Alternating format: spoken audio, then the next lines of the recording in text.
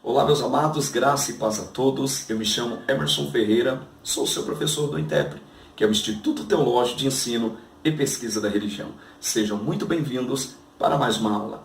Meus amados, eu quero nessa oportunidade poder compartilhar com vocês um dos assuntos mais excelentes que está contido dentro dessa disciplina de bibliologia. É a composição da Bíblia. Como estão processados os livros em que nós temos em nossa Bíblia Sagrada. É muito importante que você saiba que hoje existem uma centena de cânons. Todavia, para nosso estudo, nós iremos nos centrar apenas nos três, e acredito ser um dos três mais importantes, que é o cânon hebraico, o cânon católico e o cânon protestante. Esses três cânones, sem sombra de dúvida, os cânons que mais comunicam valor, verdade e veracidade dentro da comunidade judaica e dentro da comunidade cristã. Eu quero desde já lhe adiantar que o assunto que aqui será tratado, nós iremos procurar tratar em linhas gerais, pois quando nós estivermos falando sobre traduções e versões da Bíblia Sagrada, nós iremos procurar abordar esse assunto de uma forma mais densa e mais exaustiva. Por ora, nós iremos fazer uma visão, uma abordagem bastante panorâmica, mas certamente vai servir para te ingressar, para te posicionar a respeito desse tema tão interessante que já aparece aí na nossa página 2 e na nossa página 3 da apostila.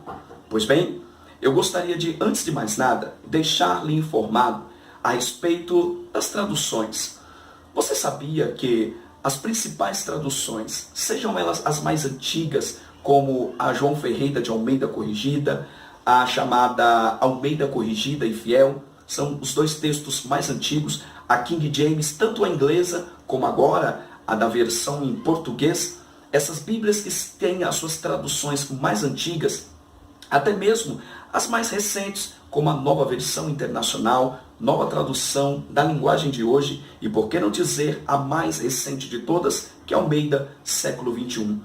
Todas estas traduções, ou versões, se assim você achar melhor, todas elas são oriundas de dois únicos textos. Dois únicos textos são a matriz inicial para que nós tenhamos toda essa infinidade, essa gama infinita de traduções, como temos hoje, cerca de 20 a 25 traduções diferentes. Portanto, o nosso estudo nessa oportunidade vai focar principalmente nesses dois textos. Por ora, eu quero falar de um texto que certamente vai lhe dar embasamento para você compreender um pouco mais esse assunto. É o texto Receptus. O que vinha a ser o texto Receptus? O texto Receptus, ou texto recebido, texto Receptus, ele é conhecido no ambiente acadêmico. É uma versão do Novo Testamento estabelecida por Erasmo de Roterdã, a partir do qual, entre 1514 e 1870, se imprimiram cerca de 750 edições do texto grego do Novo Testamento, entre as quais estão a Bíblia, a tradução de Lutero, a tradução de Tyndale e a tradução de King James, a qual nós acabamos de falar. Queridos, o que vem a ser isso? Qual é a importância? Por que eu preciso entender que existe um texto matriz chamado textos receptus? Eu vou te explicar. Primeiro, permita-me te sintonizar do momento histórico em que esse texto receptus ele surge. Erasmo ele publica esse seu primeiro texto em torno de 1516, lá na Basileia, utilizando textos sagrados, ou melhor, manuscritos sagrados do século 7, 8, 9 até o século 10. Todavia, você precisa entender que um fator histórico estava acontecendo. Um grande evento da história da tipografia mundial havia acontecido, que veio a ser o surgimento da prensa por tipos móveis, cujo grande protagonista chamava-se Johannes Gutenberg, no ano de 1450. Só para você entender, no ano de 1450, estava acontecendo uma revolução no que diz respeito à escrita e à imprensa de textos. Gutenberg, então, ele inventa o que nós depois viemos chamar de prensa de escrita por tipos móveis. Seria mais ou menos essa aqui. Você está vendo a réplica da prensa. O que era prensa? Era uma máquina de imprimir textos. Esse é um modo bastante rústico, mas essa é uma réplica da chamada prensa por tipos móveis de Gutenberg. Era isso mesmo. Havia uma revolução no que diz respeito a textos impressos. Até o dado momento, não se tinha uma máquina, um mecanismo que pudesse produzir textos a longa escala. Lembra que até essa data se mexia muito com manuscritos. Até o momento se produzia muita coisa escrita através do processo da escrita à mão. É justamente neste ano, século XV, que Gutenberg ele inventa esta prensa, essa máquina de imprimir, e aí acontece uma revolução com os textos sagrados. Todos os textos sagrados nós sabemos que eram manuscritos. Agora, com o surgimento da prensa de Gutenberg, surge a oportunidade de fazer com que os escritos que anteriormente eram à mão, agora passam a ser produzidos numa escala maior através da prensa de tipos móveis. Tanto é que o primeiro material a ser impresso nessa prensa foi a Bíblia. Nós havíamos falado aqui na aula anterior sobre a Bíblia de Gutenberg. Agora, pensa comigo, se há uma possibilidade de se imprimir textos em larga escala, aumentando sua produtividade e qualidade, qual a intenção de ter circulação de manuscritos? Então, o tempo dos manuscritos já estavam se encerrando. O que faz Erasmo de Roterdã? Um habilidoso estudante do grego, do hebraico, do latim e também do aramaico. Ele tem um grupo de homens igualmente habilidosos. Eles reúnem todos os melhores textos gregos em que eles têm disposição. Eles reúnem cerca de 5.000 manuscritos, analisam metodicamente, faz todo um processo de comparação de um com o outro.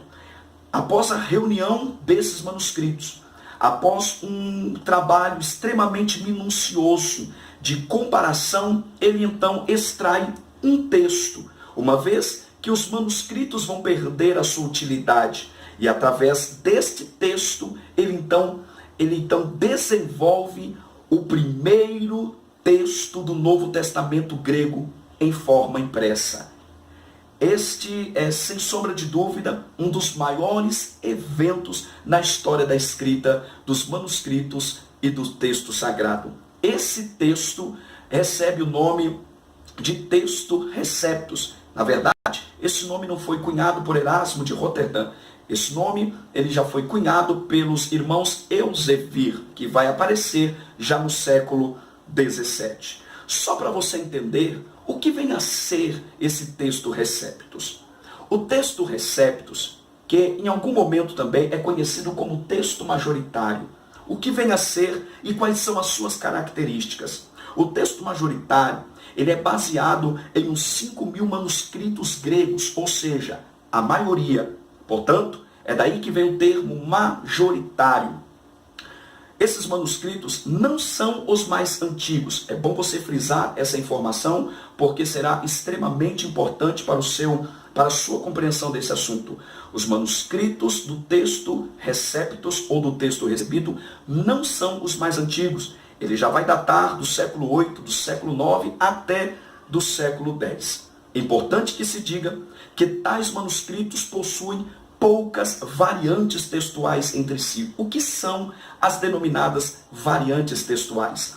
Em uma família ou em grupos, esses 5.000 manuscritos estavam distribuídos em famílias. E quando essas famílias de manuscritos elas são reunidas e são comparadas uma a outra, não se percebe diferença alguma nesses textos. As diferenças que surgem são extremamente superficiais, irrelevantes e que não afetam diretamente nenhuma doutrina do cristianismo bíblico.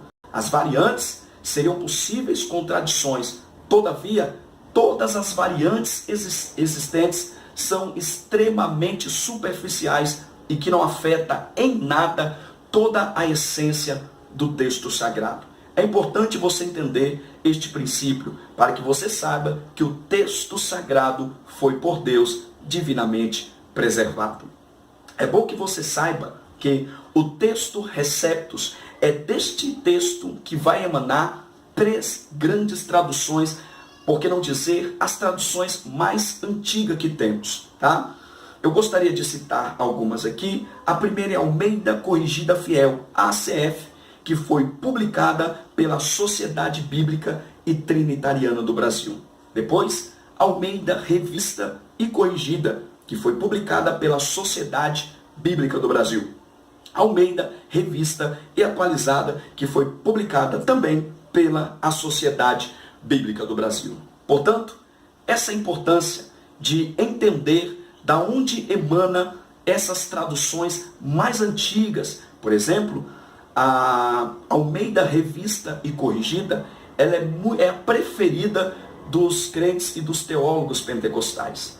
É dessa tradução que está contido a Bíblia Pentecostal, a Bíblia de aplicação pessoal, possivelmente, me parece que a Bíblia, palavra-chave também, todas estas Bíblias de estudo, elas emanam, elas advêm, estão baseadas no chamado texto recebido ou texto receptus. Meus amados, a princípio, fiquemos aqui com esta aula e certamente nas próximas aulas nós estaremos falando de um outro texto extremamente importante e relevante para a compreensão do que nós chamamos de composição da Bíblia. Deus abençoe a todos. Eu te espero na próxima aula. Intepre, comunicando excelência à sua vocação.